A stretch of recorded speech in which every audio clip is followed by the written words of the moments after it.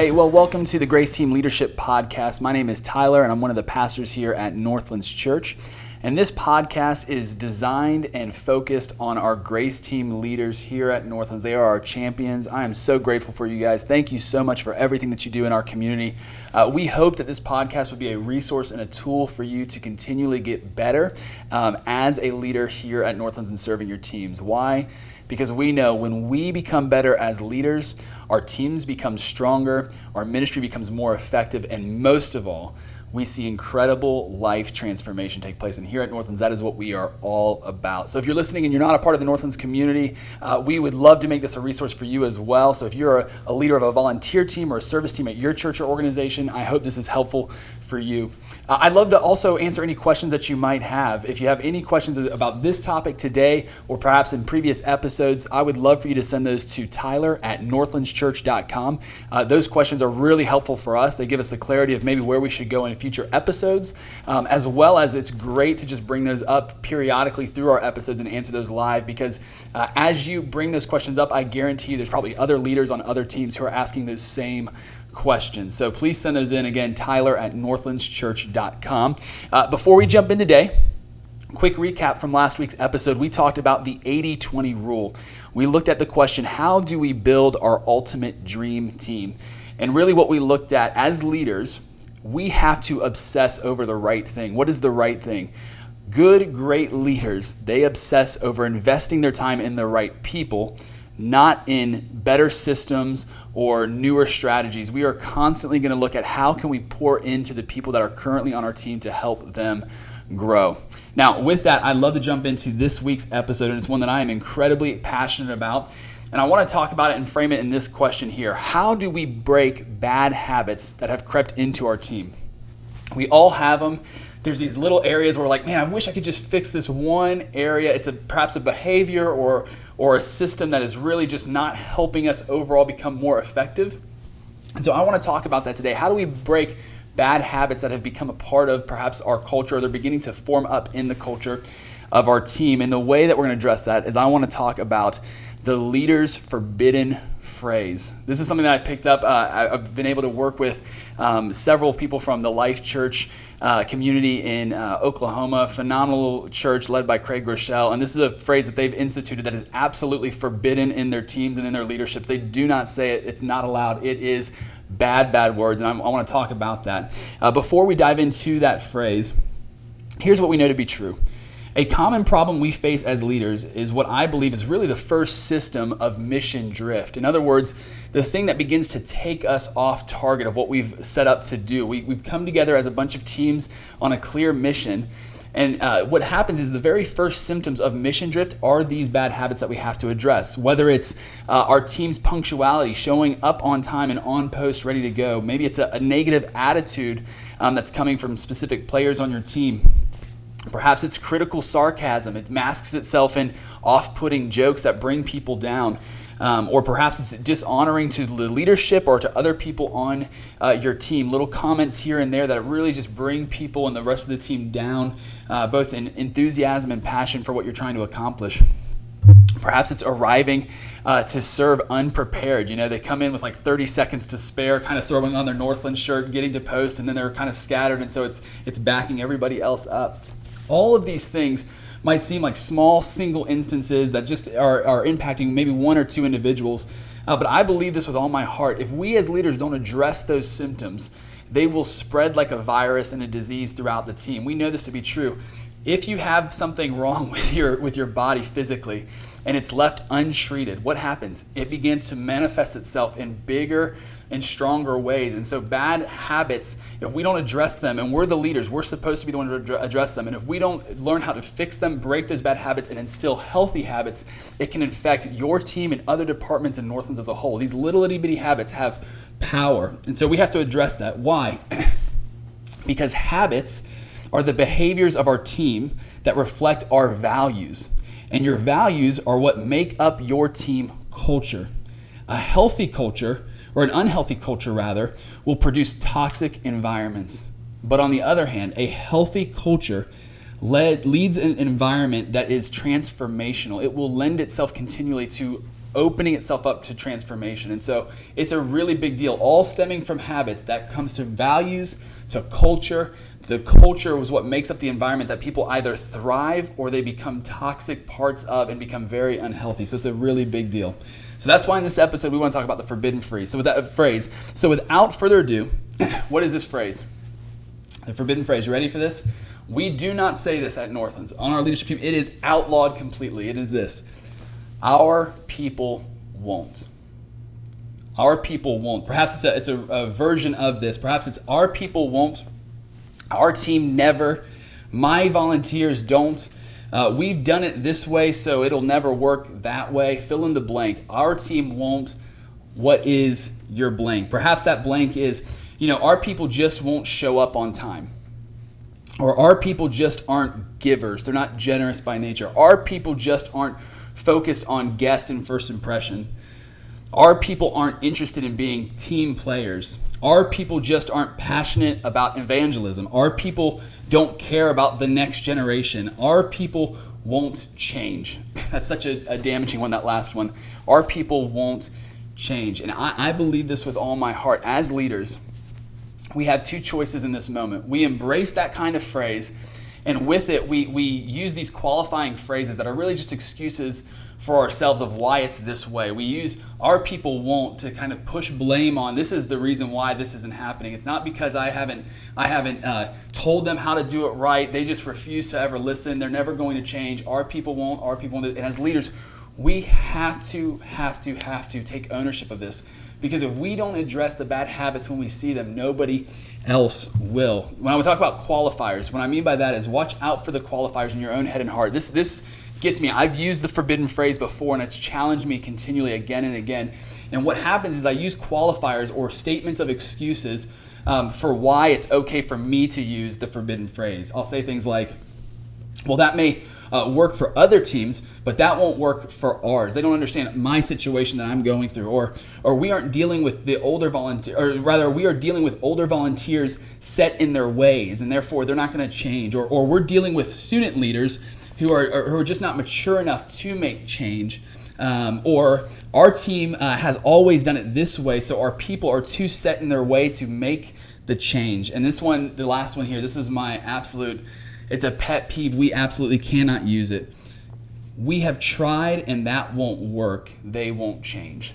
That one for me, I've used it before. Shame on me for when I have, but we have to grow as leaders. We cannot say, well, you know what? We've tried that. It didn't work then, so it won't work now. We cannot use the our people won't, and we certainly can't use these qualifiers, these excuses for why they won't. See, here's the truth.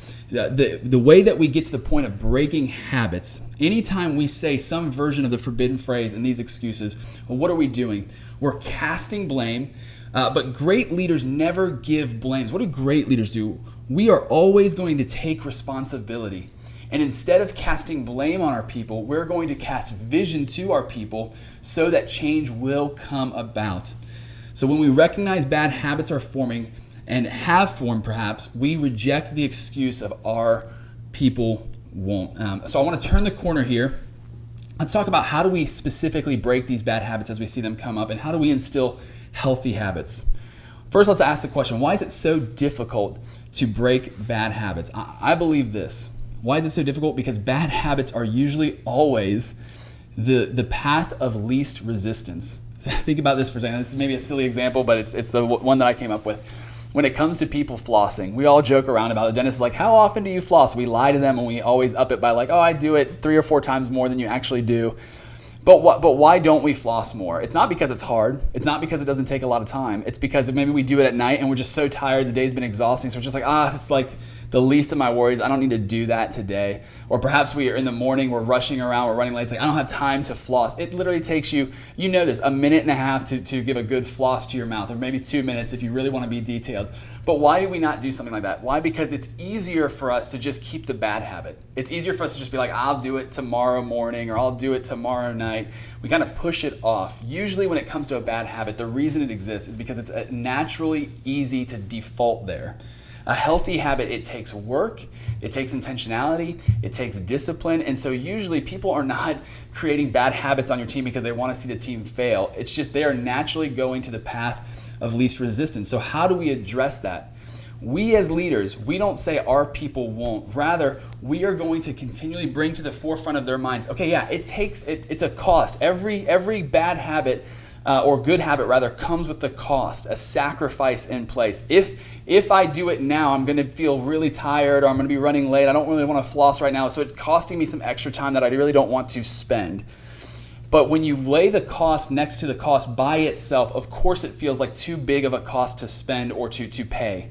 But if you always put that cost up to what's at stake or what there is to gain, man, it feels so much easier. What about like flossing? Let's just take flossing. Let's run with that analogy.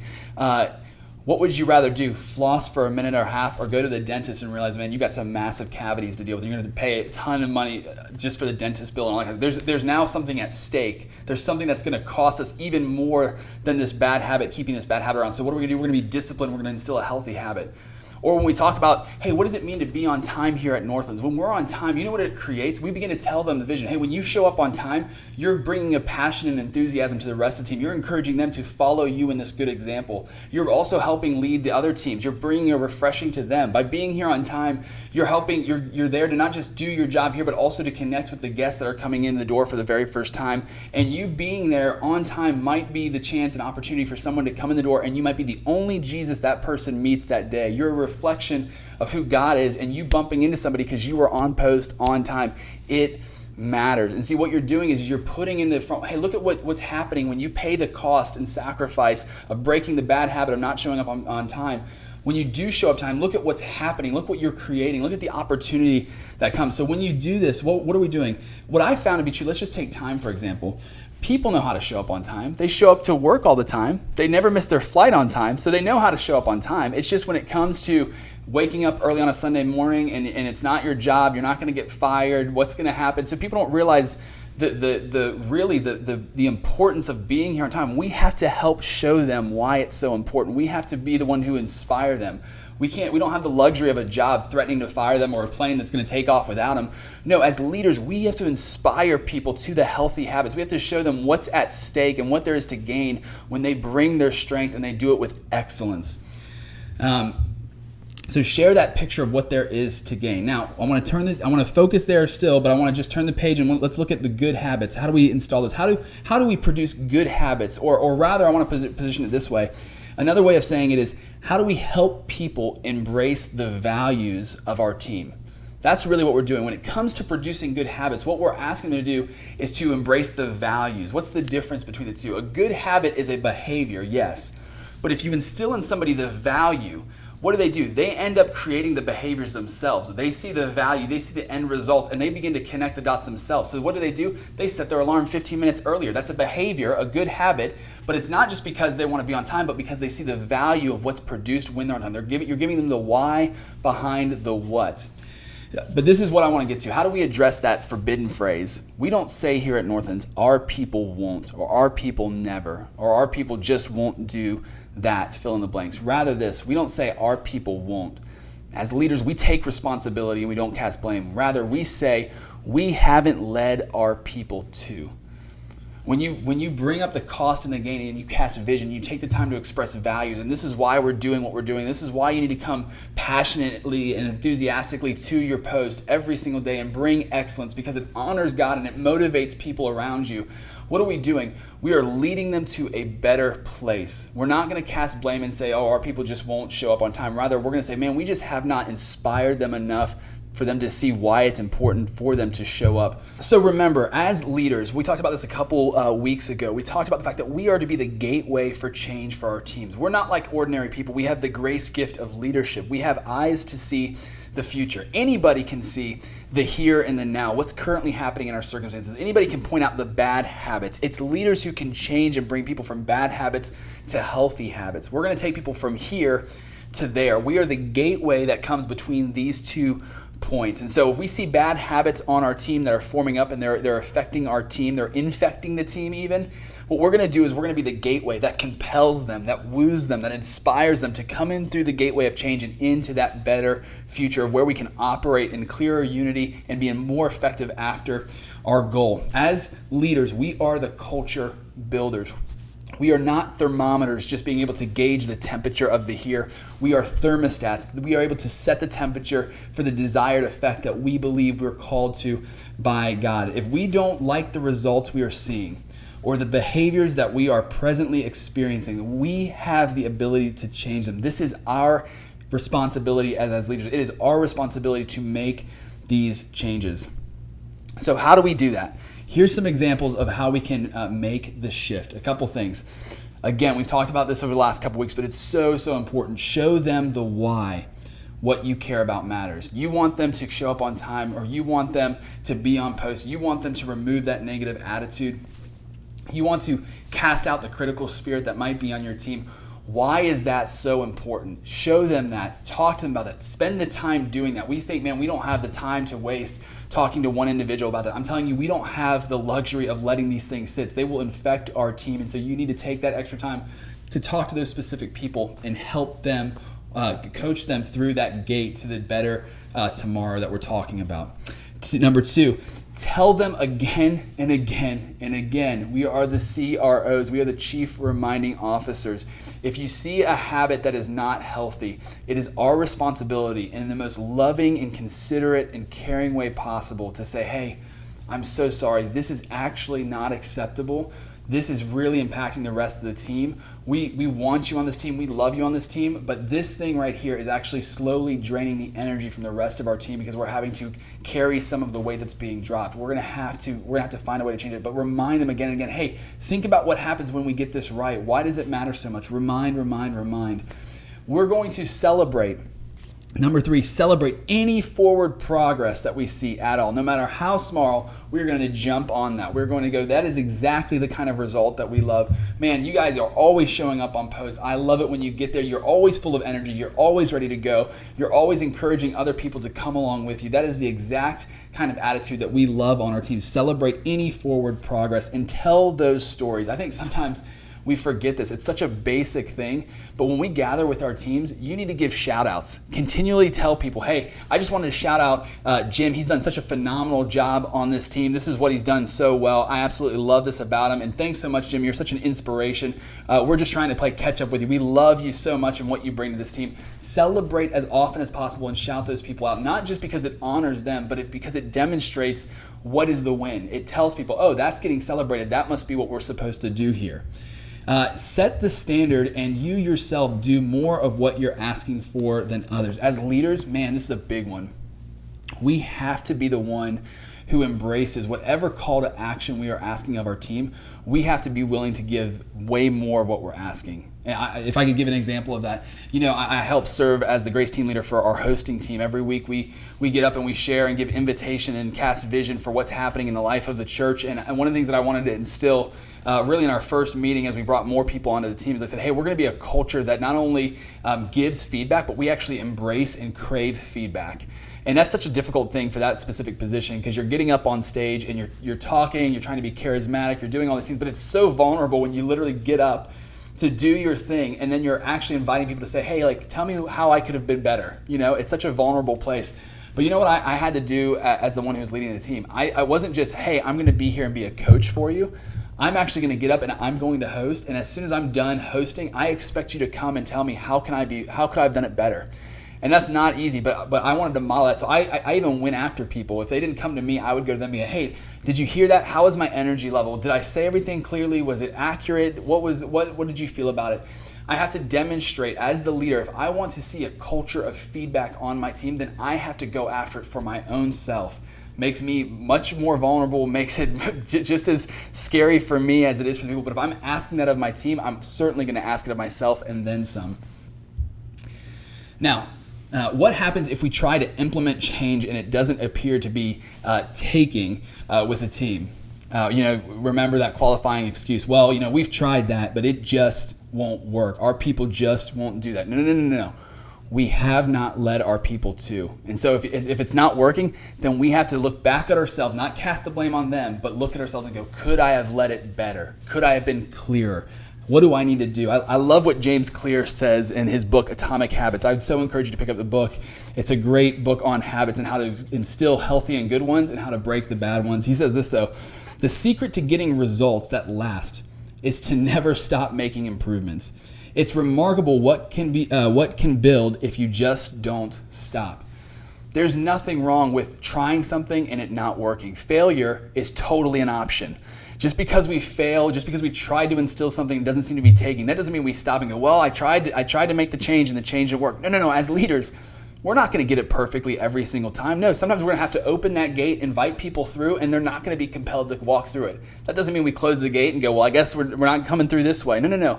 We're going to continually fight to lead people, to bring clarity, to bring a compelling argument every single time to the forefront of the meetings. Go, hey guys, I really believe this is where the Lord's calling us. It's not an option not to go this way. Help walk with me again and again and again. As leaders, we recognize that the mission here at Northlands of leading people to life transformation is too important to ever stop compelling people towards the desired habits and values for the culture. We need to effectively fulfill the mission. Don't stop. We are not always going to get this right, but we are never going to cast blame. We are not going to make excuses, and we are going to own our responsibility to lead people to the desired outcome. It's not our people won't. It's we haven't led our people to. Some takeaway questions, 2 questions that I want to ask yourself. And this first one is a doozy. I've asked it of myself, so I'm going to ask it of you. It's this one. Ask yourself this: what is the number one excuse you are making about your people? There's something on your team. Before I even talked about bad habits, you already listed a bunch of bad habits that you know are on your team that you're like, man, I wish this would just change. I wish somebody would change that. That someone is you. What is the number one excuse? What are the qualifying statements that you're making to yourself right now about like, well, we would change, but we just can't? No. It's not we can't. It's we haven't led them. I haven't led them to change. What's the biggest problem that you're experiencing with your team? Answer that question. And then what I want you to do is this.